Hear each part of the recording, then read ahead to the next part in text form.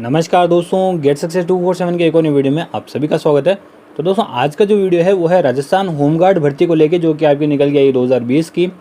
इसकी आपको complete detail देने वाला हूँ इस वीडियो के अंदर, यानी कि A to Z जितने भी इन्फॉर्मेशन होगी इस वैकेंसी की, जो भी आपके डाउट्स होंगे, जैसे कि फॉर्म कौन कौन भर सकता है, दूसरे ज़िले वाला भर सकता है कि नहीं, दूसरे राज्य वाला भर सकता है कि नहीं, क्या फ़ीस रहेगी, आवेदन प्रोसेस, पूरा प्रोसेस क्या रहेगा, क्या सैलरी होगी, A to Z जितने भी इन्फॉर्मेशन है इस वैकेंसी की वो आपको इस वीडियो में मिलेगी। यानी कि ऐसा कह सकता हूँ कि इस वीडियो को देखने के बाद इस वैकेंसी से संबंधित आपका कोई भी डाउट नहीं रहेगा।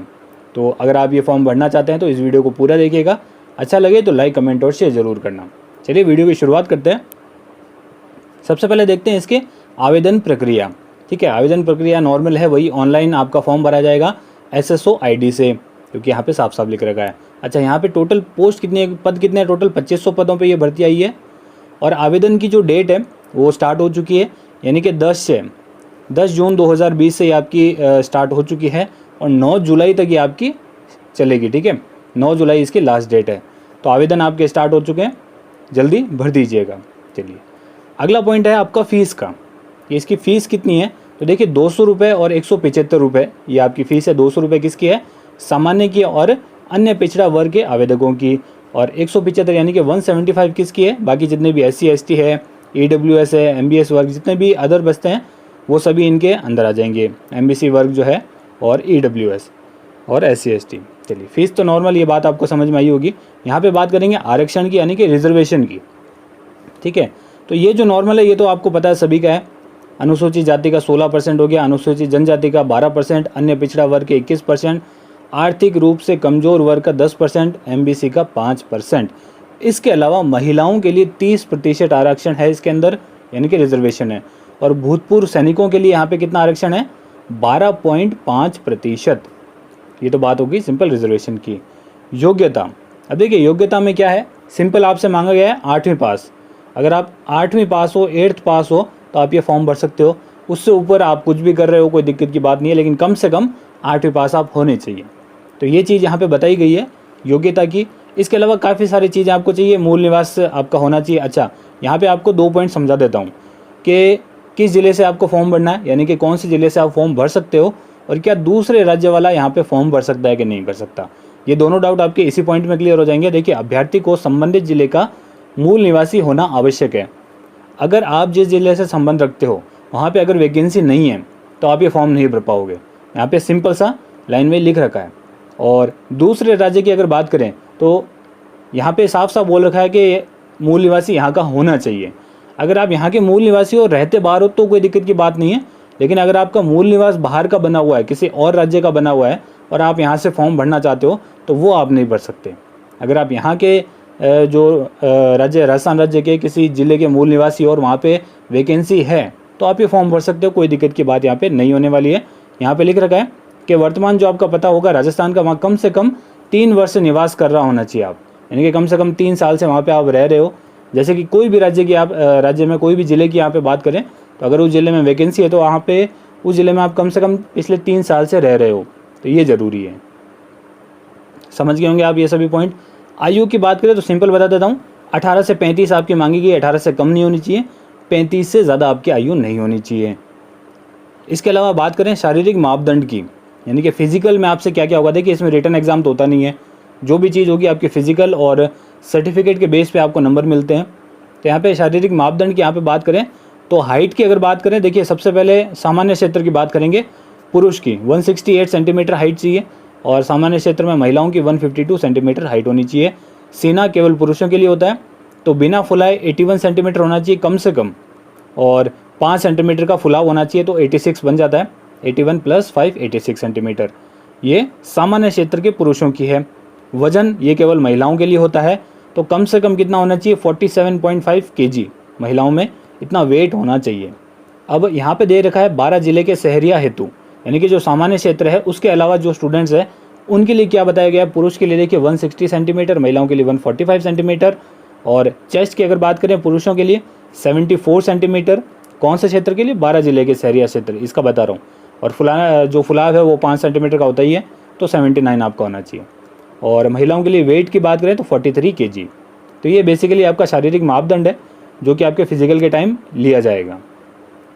उसके बाद आता है आपका चिकित्सकीय मापदंड। तो चिकित्सकीय मापदंड सिंपल सा है। देखिए, आंखों की दृष्टि आपके 6/6 बिना चश्मे के होना अनिवार्य है। चश्मा आपके नहीं होना चाहिए, साफ साफ दे रखा है। और कोई भी आपका रोग नहीं होना चाहिए, शारीरिक रोगी नहीं होना चाहिए। सिंपल सी चीज़ है, ये बता रखी है। नौकनी नहीं होना चाहिए, नसें फूली हुई नहीं होनी चाहिए, भेंगापन या रतौंधी, जो मेन बेसिक आपके हर एक एग्जाम में होती है चिकित्सकीय मापदंड, ये वही है। तो आप इन्हें एक बार पढ़ लीजिएगा, यहाँ से स्क्रीनशॉट लेना चाहो तो ले लो, ठीक है। अब बात आती है इंपॉर्टेंट चीज़ की, नामांकन हेतु चयन प्रक्रिया, यानी कि आपका प्रोसेस क्या चलता है। सबसे पहले आपका क्या होगा, डॉक्यूमेंट वेरिफिकेशन, यानी कि दस्तावेज सत्यापन। अब इसके अंदर आपको क्या क्या डॉक्यूमेंट्स चाहिए, ठीक है।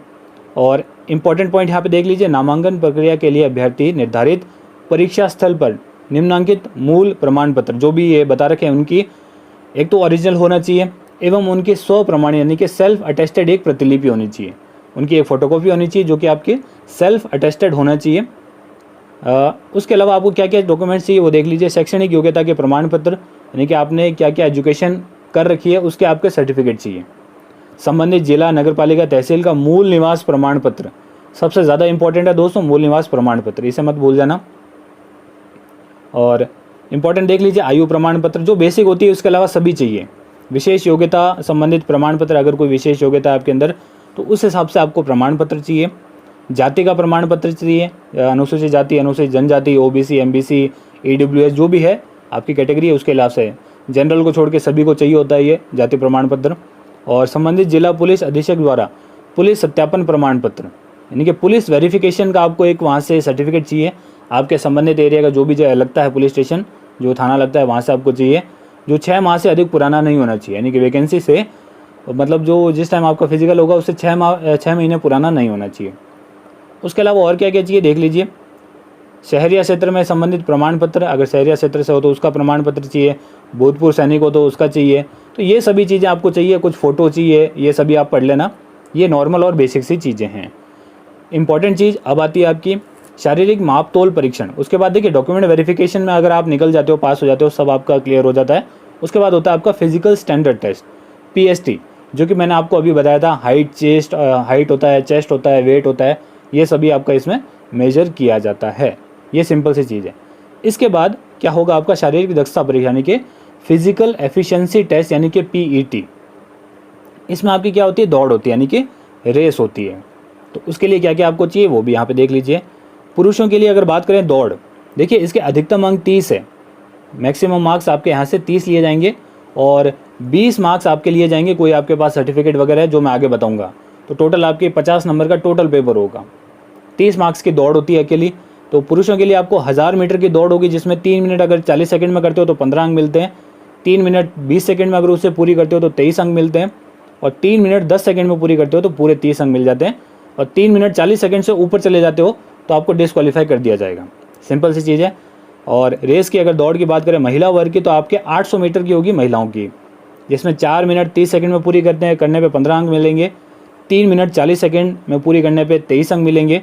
और 3 मिनट 15 सेकंड में पूरी करने पर 30 अंक आपको यहाँ पे मिलेंगे। 15 कम से कम आपको लानी ज़रूरी है, 15 से नीचे आती है आप डिस्क्वालीफाई हो। तो ये चीज़ आप समझ लेना कि कम से कम 15 मार्क्स आपको यहाँ से चाहिए। अच्छा, अगला पॉइंट आपका क्या है, विशेष योग्यता। अब जो मैंने आपको 20 नंबर बताए थे 30 के अलावा, ये 20 मार्क्स आपको यहाँ से मिलेंगे। अब इन 20 में से आप कितना स्कोर करते हो वो आप पे डिपेंड करता है। वहाँ से 30 में से आप कितना लाते हो, देखिए 20 में से आपके पास क्या क्या चीज़ें हैं उनके हिसाब से आपको यहाँ पे नंबर मिलते हैं। सबसे पहला आता है NCC का सर्टिफिकेट, जो कि 3 प्रकार के होते हैं, ABC। और A प्रमाण पत्र, A सर्टिफिकेट है तो 4 अंक, B है तो 6 अंक और 8 C है तो यहाँ पे अधिकतम 8 अंक मिलेंगे। और कंप्यूटर शिक्षा, यानी कि जो RSCIT का अगर आपके पास सर्टिफिकेट है, या कंप्यूटर के अंदर जो भी यहाँ पे दे रखे हैं सर्टिफिकेट, पढ़ लेना एक बार। इनमें से कोई भी अगर आपके पास सर्टिफिकेट है तो आपको 3 मार्क्स मिलेंगे। उसके अलावा ITI अगर आपने कर रखी है, ITI, ठीक है, ITI कर रखी है किसी भी स्ट्रीम से, तो 2 मार्क्स आपको यहाँ पे मिलेंगे। उसके अलावा स्पोर्ट्स के अंदर अगर आपके पास राष्ट्रीय स्तर का कोई सर्टिफिकेट है तो 4 अंक, और राज्य स्तर का कोई सर्टिफिकेट है तो 2 अंक मिलेंगे, यानी कि अधिकतम 4 अंक आपको यहाँ से मिल सकते हैं। स्काउट का जो प्रमाण पत्र होता है उसमें अगर राष्ट्रपति पुरस्कार मिला है आपको तो 5 अंक, राज्य पुरस्कार है तो 3 अंक, या फिर तृतीय सोपान कोई और आपके पास सर्टिफिकेट है तो 2 अंक, यानी कि अधिकतम यहाँ से भी आप 5 अंक स्कोर कर सकते हो। उसके बाद आपको यहाँ पे ड्राइविंग लाइसेंस, हल्का या फिर भारी मोटर वाहन चालक, ड्राइविंग लाइसेंस की यहाँ पे बात करें तो भारी मोटर वाहन चालक का अगर आपके पास ड्राइविंग लाइसेंस है तो 3 अंक मिलेंगे, और हल्का मोटर वाहन चालक का अगर आपके पास ड्राइविंग लाइसेंस है तो 2 अंक मिलेंगे, यानी कि अधिकतम यहाँ से भी आप 3 अंक स्कोर कर सकते हो। तो ये सभी चीज़ें, इनमें से क्या क्या चीज़ें आपके पास है उस हिसाब से आपको मार्क्स मिलते हैं। तो ये 30 मार्क्स का हो जाता है आपका शारीरिक दक्षता परीक्षा, और विशेष योग्यता के होते हैं 20 अंक। तो 30 और 20 कितने हो गए, 50, टोटल 50 है। अब पासिंग मार्क्स कितने हैं वो भी देख लीजिए। 15 अंक मैंने आपको बताए थे। शारीरिक दक्षता परीक्षा में आपको कम से कम 30 में से 15 लाने ज़रूरी है, जो कि यहाँ पे भी बता रखा है, यानी कि 50% कम से कम होने चाहिए। और कुल अंकों का कम से कम 40%, कुल अंक यानी 50 में से 40% मार्क्स, 50 के 40% कितना हो गए दोस्तों, 20 अंक, यानी कि 50 में से कम 20 मार्क्स आपको लाने ज़रूरी है। इससे नीचे अगर आप रहते हो तो आप वैसे ही डिस्क्वालीफाई हो, मेरिट में नहीं आओगे। और ऊपर कितने भी आते हैं वो फिर मेरिट बनती है उस हिसाब से, जितने आपके मार्क्स होंगे उस हिसाब से आपको मेरिट में आपका नंबर आ जाएगा। ज़्यादा है तो अच्छी बात है, आपका सिलेक्शन हो जाएगा। टोटल 2500 आपके यहाँ पे पोस्ट है। तो ये तो देखिए बात हो गई टोटल प्रोसेस की, क्या क्या चीज़ें होती है क्या नहीं होती है।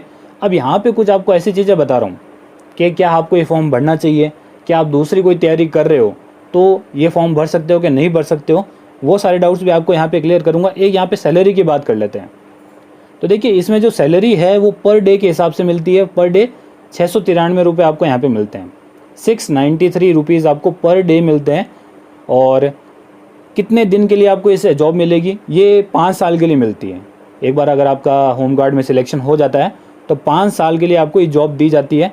अब 5 साल लगातार आपकी ड्यूटी नहीं आती है, ध्यान रखना कि 1 साल के अंदर लगभग 6 महीने आपको यहाँ पे ड्यूटी मिल जाती है। 6 महीने से ज़्यादा भी मिल सकती है, लेकिन कम से कम 6 महीने आपको यहाँ पे मिल जाती है। अब बात यहाँ पे आती है कि 5 साल की ड्यूटी है तो 5 साल के बाद आपको क्या करेंगे ये। अगर 5 साल के बाद अगर आपको ये ड्यूटी फिर से ज्वाइन करनी है तो आपको फिर से वहाँ पे मेडिकल देना होगा, फिजिकल देना होगा। तो अगर उसमें आप पास हो जाते हो तो आपको फिर से ड्यूटी दे दी जाएगी, अगर आपको इसी में रहना है तो, ठीक है। तो ये इसका पूरा प्रोसेस है। सैलरी आपको बता दी, कितने टाइम तक ये जॉब रहती है वो भी बता दिए, कितनी आपको सैलरी है 693 पर डे के हिसाब से आपको ये मिलती है। देखिए अब बात करें कि अगर आप कोई जॉब करनी है तो क्या ये आपको जॉब करनी सही है कि नहीं है। देखिए 693 पर डे के हिसाब से काफ़ी होते हैं, अगर कैलकुलेट किए जाएँ तो पर डे के हिसाब से अगर हम ऑन एन एवरेज इसको 700 ले लेते हैं, ठीक है, तो 21,000 रुपये अगर आपकी पूरी महीने ड्यूटी लगती है तो लगभग 21,000 रुपये बनते हैं। लेकिन इससे थोड़े कम मान सकते हो, या मैक्सिमम कह रहा हूँ मैं 21,000, 20-21,000 इतने मिलते हैं तो काफ़ी है। अगर आप बेरोज़गार हो, अगर आपके पास कोई भी जॉब नहीं है एट प्रेजेंट, अगर आपके पास कोई भी जॉब नहीं है और आपको जॉब की बहुत ज़्यादा ज़रूरत है और आपको वर्दी की जॉब चाहिए, तो ये जॉब आप कर सकते हो, ठीक है, इसमें आप अप्लाई ज़रूर कर सकते हो। उसके अलावा अगर आप कोई दूसरा एग्ज़ाम कर रहे हो, जैसे कि राजस्थान पुलिस कांस्टेबल की तैयारी कर रहे हो और आपको सिर्फ वही जॉब चाहिए, तो देखिए ये फिर आप मत भरना फॉर्म, ठीक है। अगर आपको सिर्फ वही जॉब चाहिए, या फिर पटवारी की कर रहे हो, या कोई रेलवे की कर रहे हो, या कोई और अदर एसएससी की तैयारी कर रहे हो और वही आपको जॉब चाहिए, तो फिर इसमें मत घुसना, ठीक है। ये आपका फिर टाइम वेस्ट ही करेगा, क्योंकि इसमें जाने के बाद भी लोग दूसरे एग्ज़ाम्स की तैयारी करते हैं। तो बहुत ज़्यादा ज़रूरत है पैसों की, या फिर जॉब की, या फिर वर्दी की, तो आप ये ज्वाइन कर सकते हो। ऐसी कोई दिक्कत की बात नहीं है, अच्छी जॉब है, पैसे भी ठीक ठाक आपको यहाँ पे मिल जाते हैं। बेरोज़गार रहने से अच्छा है तो आप ये जॉब कर सकते हो। इसके अलावा अगर आपका कोई डाउट रहता है तो आप मुझे पूछ सकते हो। मेरे हिसाब से मैंने 100% से ज़्यादा आपको पूरा डिटेल में समझाया है, ठीक है। एक्स्ट्रा जो डाउट थे वो भी समझा दिए कि क्या दूसरे ज़िले वाले भर सकते हैं, तो नहीं भर सकते, आप अपने ज़िले में ही भर सकते हो। और अगर आपके अपने ज़िले में वैकेंसी नहीं है तो आप नहीं भर पाओगे। दूसरे राज्य वाले नहीं भर सकते, ये भी आपका डाउट मैंने यहाँ पे क्लियर कर दिया है। तो मेरे हिसाब से मैंने A to Z सारी इन्फॉर्मेशन बताई है। फिर भी कोई डाउट रहता है, मेरे हिसाब से तो नहीं रहना चाहिए, अगर फिर भी रहता है तो बता दीजिए। और इंस्टाग्राम, फेसबुक, टेलीग्राम और हमारे व्हाट्सएप कॉन्टैक्ट डिटेल सभी वीडियो के नीचे डिस्क्रिप्शन में दे रखे हैं। अगर आपको कोई डाउट रहता है तो आप हमें वहाँ पे कांटेक्ट करके पूछ सकते हो। ये वाला वीडियो कैसा लगा, अच्छा लगा है और तो लाइक, कमेंट और शेयर ज़रूर करना। चैनल पे पहली बार आए हो, पहली बार विजिट कर रहे हो तो चैनल को सब्सक्राइब और बेल आइकन को क्लिक ज़रूर करना। तो दोस्तों धन्यवाद, मिलते हैं एक वीडियो में।